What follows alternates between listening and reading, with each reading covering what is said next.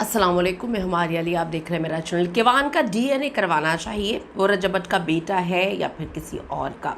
Own Sheikh ने अपने life में एक नया पेंडोरा बॉक्स खोल दिया है। रजब भट्ट के सख्त तरीन रद्द-ए-अमल और दूसरी शादी के ऐलान के बाद जो उनके साले ओन शेख हैं, उन्होंने लर्जा खेज़ किस्म की बातें करना शुरू कर दी और यू टर्न लेना शुरू कर दिए। बाकी सब खुश है, लेकिन ईमान जो है वो रोती हुई व्लॉग में आएगी। नवासी की तलाक मुबारक हो और इसका नया ट्रेंड अजीब व गरीब किस्म की बातें व्यूज़ हासिल करने के लिए ऐसी ऐसी चीज़ें डिस्कशन का हिस्सा बनाई जा रही हैं जिसके बारे में कोई इंसान सोच भी नहीं सकता है। ओन शेख ने लाइव आके ईमान की तरफ से माफ़ी मांगकर सुलह की पेशकश कर दी, यानी कि मतलब यही था कि चीटिंग विटिंग की कोई गेम नहीं है कि मेरे मियाँ ने मुझे चीट किया तो मुझे उसको माफ़ नहीं करना या मैंने उसके साथ नहीं रहना। कोई और ही गेम है जिसकी वजह से ईमान जो है रुस के अपने मैके में बैठी रहती हैं। मगर ये जो इस गलीज़ इल्ज़ाम है, इसके पीछे का सच क्या है?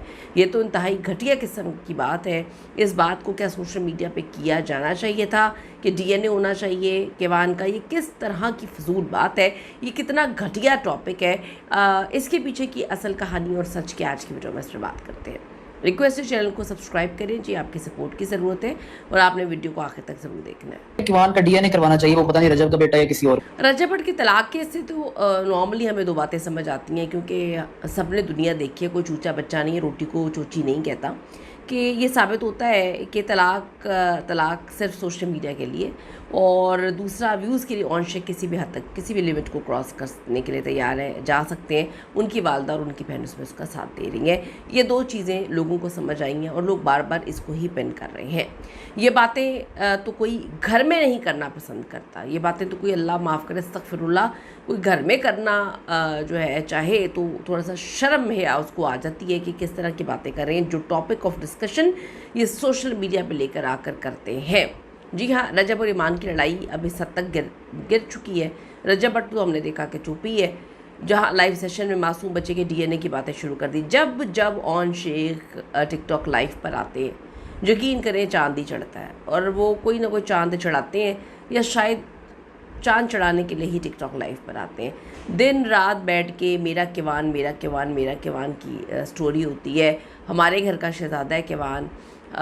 एक आध वीडियो हमने देखी थी जिसमें उन्होंने किवान सुल्तान बट कहते हुए उनके मुंह में बिल्कुल दही जम गया था, वो आधा बट उन्होंने ब निकाला था। देखिए वो है तो रजब भट्ट का ही बेटा। अब आप जितना इनकारी करें, लोगों ने लिखा हुआ है कि आपने डाउनलोड तो नहीं किया हुआ, आप क्या अपना बेटा करते रहते हैं। हमारे घर का शहजादा, हमारे घर की रौनक, हमारा बच्चा, आपका बच्चा ऊपर से तो नहीं आ गया खुद ही, तो बाप को आप मिलने नहीं देते। तो लोगों ने ये बड़ी बातें की हैं। अब डीएनए की बातें लाइव सेशन में मासूम बच्चे के डीएनए के हवाले से बात इंतहाई घटिया, इंतहाई थर्ड क्लास है। जैसे आपको लगता है कि सोशल मीडिया पर शेयर करना चाहिए, ये बातें हम घर में कभी करने से पहले 10 बार हमारी ज़ुबान टूट जाती है। आप यहाँ पे बैठ के सोशल मीडिया पे इसको शेयर कर रहे हैं, किस तरीके से करें, क्या करें, सब व्यूज़ की गेम है। मियाँ बीवी और ससुराल के झगड़े तो आपने बहुत देखे होंगे, लेकिन यूट्यूब और टिकटॉक लाइव के व्यूज़ और डॉलर्स की हवस में कोई इस हद तक गिर सकता है, ये किसी ने नहीं सोचा। रजब भट्ट की तरफ से सुलह से साफ इनकार और दूसरी शादी के ऐलान की खबरें निकल के सामने आई हैं। साले ओन शेख ने लाइव आके अब एक नया पेंडोरा बॉक्स खोल दी है जिससे सबके होश उड़ा दिए। ओन शेख ने अपने लाइव सेशन में आवाम के सामने ये बात रखी कि सोशल मीडिया इंटरनेट पे अब गलीज़ बातें फैलाई जा रही। बात कोई एक बंदा करता है और ये अपने टिकटॉक या यूट्यूब पे बैठ के उसे जो है लाखों लोगों में फैला देते हैं। यानी कि फैलाने का सबब तो आप ही बन रहे हैं ना। सोशल मीडिया पे इंटरनेट पे कहते हैं जी गलीज़ बातें की जा रही हैं कि मासूम किवान का डीएनए टेस्ट करवाना चाहिए कि वो रजब का बेटा है या किसी और का। ओन शेख ने रजब के कैंप पर इल्ज़ाम लगा दिया। ये भी रजब पे लगा दें भैया आप इल्ज़ाम कि रजब ने ये बात बोली है। मतलब क्या हरकतें हैं। रजब के कैंप पे इल्ज़ाम लगा दिया कि उनकी फैमिली की तरफ से ऐसे जो भी लोग हैं, इनके मानने वाले, इनको चाहने वाले, उनकी तरफ से ऐसे शकूक व शुबहात पैदा किए जा रहे हैं, जिसके जवाब देने के लिए वो खुद लाइव आए हैं। अब आप खुद बताएं, आपके पास अकल शऊर है, ये कौन क्या गेम्स खेल रहा है, क्यों खेल रहा है? मतलब किवान को यूज़ करना किसने शुरू किया, क्यों उस मासूम बच्चे को यूज़ कर रहे हैं, क्यों इतना पैनिक क्रिएट कर रहे हैं, क्यों ऐसी फजूल हरकतें कर रहे हैं, जस्ट अपने टिकटॉक लाइव को चमकाने के लिए, अपने यूट्यूब चैनल को चमकाने के लिए।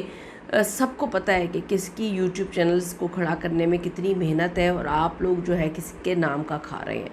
तो कोई बेवकूफ़ नहीं है। सॉरी, ऑन शेख के इल्ज़ामात तो होते हैं, लेकिन उनको साबित करने के लिए सबूत या गवाह तो कोई भी नहीं होता आज तक इनके पास। बड़े इल्ज़ामात इन्होंने लगाए हैं, बड़ी बड़ी कहानियाँ इन्होंने डाली हैं, बड़े बड़े छक्के चौके मारने की इन्होंने कोशिश की है, लेकिन बातें तो सबूत पे चलती है ना। ये दुनिया सबूत पे चलती है, कोई सबूत नहीं है इनके पास कि किसने कब कौन सी बात कही है।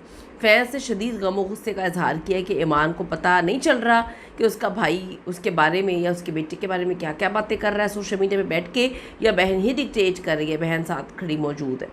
एक तरफ इतनी हसास और गलीज़ बातें लाइव सेशन में की जा रही हैं, दूसरी तरफ ऑन शेख इसी लाइफ में ईमान की तरफ से रजब को सुलह का मैसेज पहुंचा रहे हैं। ऑन ने लाइव आके पुरानी बातों पर माफ़ी मांगी और कहा वो बच्चे का घर बचाने के लिए रजब से पैचअप करने के लिए तैयार है। हर बार आप पैचअप की कहानी लेकर आ जाते हैं, लेकिन आप ये नहीं बताते कि आप एग्जैक्टली कर क्या रहे हैं। यानी कि चपेड़े मारता है कोई बंदा मुंह पे, ज़रूरी नहीं कि आपने हाथ से चपेड़े मारने हैं, अपनी बातों से, अपनी हरकतों से। उसके बाद आप कहते हैं जी माफ़ कर दो। तो ऐसे रिश्ते तो नहीं चलते। क्या ऐसी बातें करके घर बचाया जा सकता है? आप ख़ुद बताइए कमेंट सेक्शन में ज़रूर जाके। जब तक ऑन शेख रजब के दोस्तों हैदर शाह की ऑडियोज़ लीक कर रहे हैं, पुरानी बातें लेकर आ रहे हैं, सब ने गवाही दी है कि हैदर शाह ने तो कोई बात भी नहीं की, रजब को बदनाम कर रहे हैं, तब तक सुलह तो उनको याद नहीं आई। अब जैसे ही रजब ने नो माफ़ी का बोर्ड लगाकर जो है सब चैप्टर क्लोज़ कर दिए, तो ऑन अब आके अजीबोगरीब कहानी सुना रहे हैं।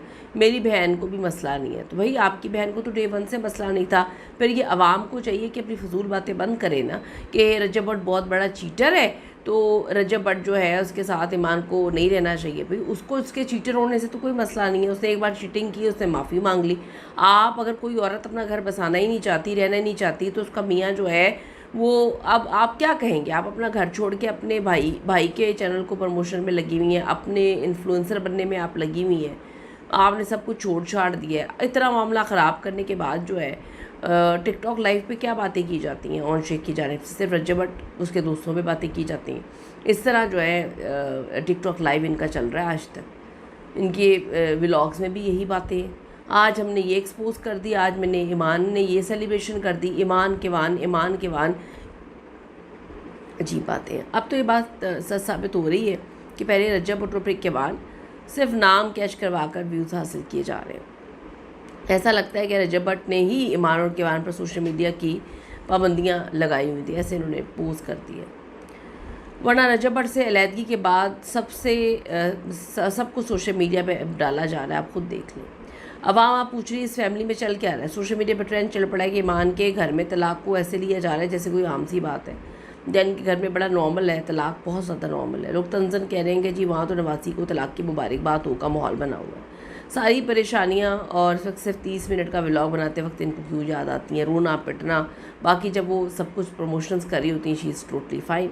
सबसे बड़ा सवाल ये है कि अगर ऑन शेख को माफ़ी मांगनी थी, अगर ईमान को सुलह करनी थी, या अगर DNA से जैसे हसास मामले पर बात करनी थी, तो सब लाइव आकर यूट्यूब पर ही क्यों कर रहे हैं? रजब भट्ट की लव मैरिज तो नहीं है ना आपकी बहन के साथ, आप बड़ों को बिठाएं। जवाब साफ़ है कि रिश्ता बचाना बात का काम है, वीडियोस आवाम को बताना है कि हम कितने बड़े अच्छे लोग हैं। हमारे चैनल्स को सब्सक्राइब करें और देखो ज़रा हम कितने बड़ेपन का मुजाहरा कर रहे हैं कि हम इनको माफ़ करें।